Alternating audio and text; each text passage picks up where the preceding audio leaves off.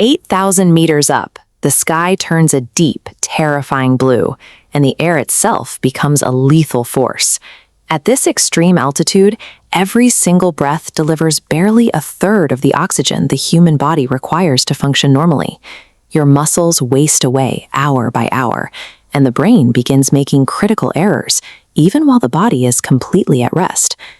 This is not just a difficult physical challenge, it is an unforgiving environment where long-term human survival is completely biologically impossible. The boundary is precise, anywhere above 8,000 meters, or roughly 26,247 feet. In the year 1953, Swiss physician Eduard Vistunant coined the term lethal zone to describe this unsurvivable band of the atmosphere. On Everest's South Pole route, climbers stage their attempt from Camp 4, which sits at 7,906 meters. This is the final refuge, the highest point where a climber can rest before committing to the summit push. Acclimatization above this line is impossible. The moment a climber leaves camp, a strict biological countdown begins. Crossing the threshold into the death zone transforms the entire ascent into a desperate, ticking race against total physiological collapse. While oxygen is plentiful at sea level, molecules at 8,000 meters are so sparse the body enters severe hypoxia. Coordination fails, judgment blurs. Climbers have been documented talking to hallucinations, forgetting tasks, or sitting down to rest and never waking up. Oxygen starvation can trigger HAPE, high-altitude pulmonary edema, where the lungs literally fill with fluid.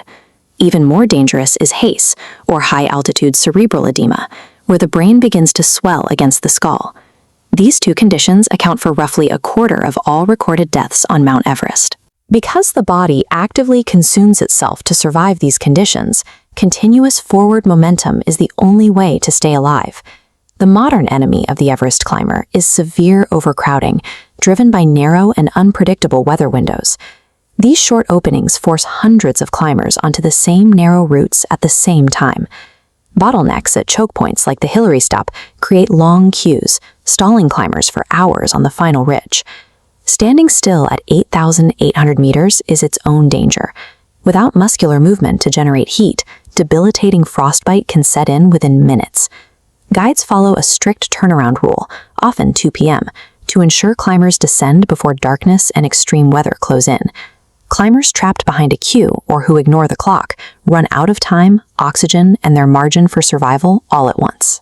According to the Himalayan database, more than 330 people have died on the mountain since records began, the majority inside the death zone.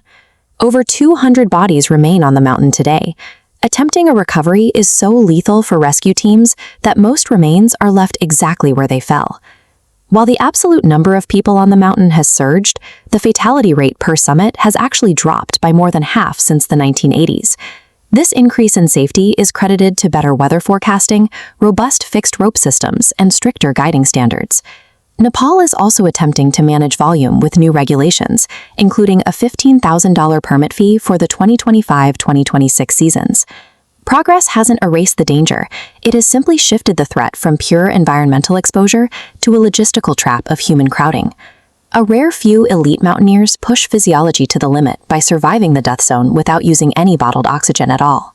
Local Sherpa communities carry an evolutionary advantage, the EPAS-1 genetic variation, which allows their bodies to use extreme altitude oxygen more efficiently. Despite the lethal biology and the grim statistics, hundreds of people choose to walk into this environment every year. The mountain is a taker of life, but it remains the stage for some of humanity's greatest stories of exploration and endurance.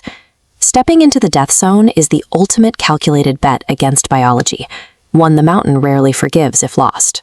Subscribe and join us next time as we explore the world's most dangerous places.